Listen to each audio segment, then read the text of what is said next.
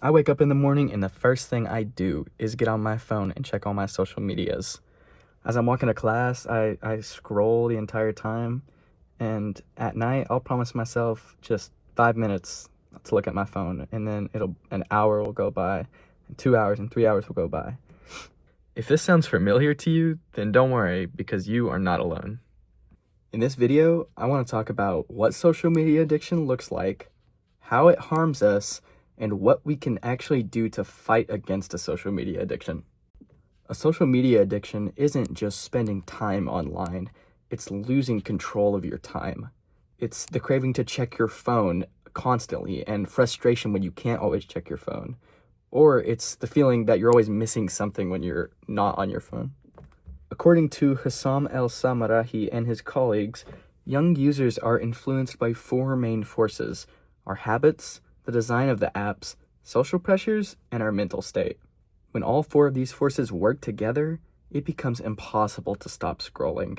And that is what causes you to lose hours and hours of your time without even realizing it. Not everyone is affected by these forces equally, though. A study by Zhu Yu Liu and others found that people with ADHD, or just people with higher impulsivity, are more likely to fall into a social media addiction. And the reason is simple. These apps chip away at time and provide quick hits of stimulation that people with higher impulsivity will find harder to resist. But the truth is, basically all of these social media apps are fully designed to keep us engaged and hooked. Features such as infinitely being able to scroll, streaks, and notifications all target our brain's reward system. And each notification and ping and heart gives us a little rush, it's the same system triggered when you gamble or when you eat junk food. So once you understand this, you'll see that it's not entirely a person's fault for becoming addicted. They're just reacting to the apps that are built to be irresistible.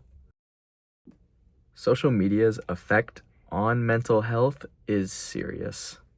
In a 2024 study from the BCM Psychiatry, Christina Eichenberg and her team found that about 1 in 5 college students show signs of social media addiction. Those same college students reported higher levels of anxiety, depression, and emotional stress compared to other students. One of the biggest problems that comes with a social media addiction is late-night scrolling.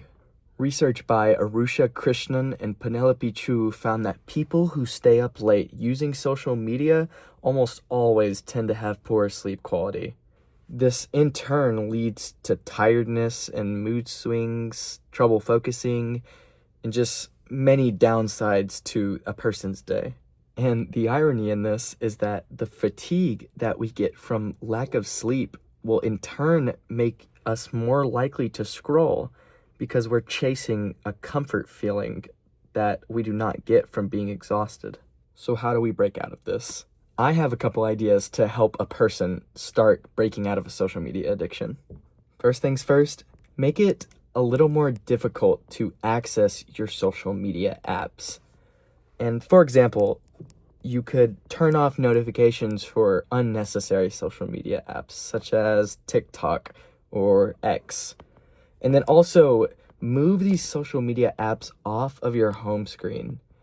It's a really small difference, but over time it'll save you time. The second thing you can do is set some boundaries when you're doing some activities. Such as if you're studying or you're trying to sleep, put your phone out of reach or somewhere where you can't easily access it.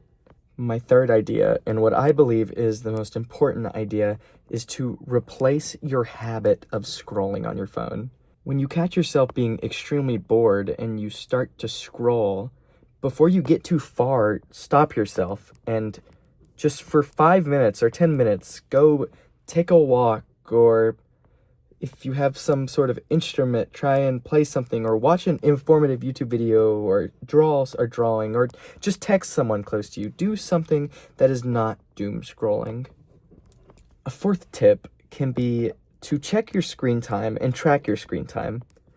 You might think there's no use for it, but Go and look at your screen time after a month of tracking it or a week of tracking it, and you'll realize quite how much time you're wasting on these social media apps and how much time you could be dedicating to a new skill or learning something.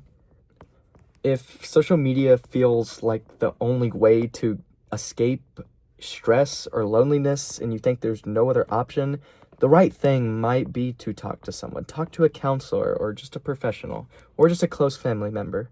Each of these steps may sound small, but together they build real awareness, and that awareness will give you back control of your time.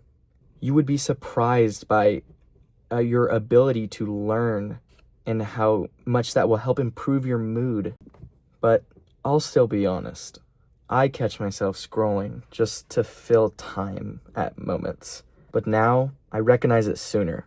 I'll try and limit myself, and I'll take breaks, and I'll try and focus on other hobbies. And sometimes you don't realize that you really just kind of enjoy being offline. Social media will never go away, but that doesn't mean that you have to let it control your life. When we protect our focus, our sleep, and our peace of mind, we take back what a scroll secretly takes away, and that is our time and our attention.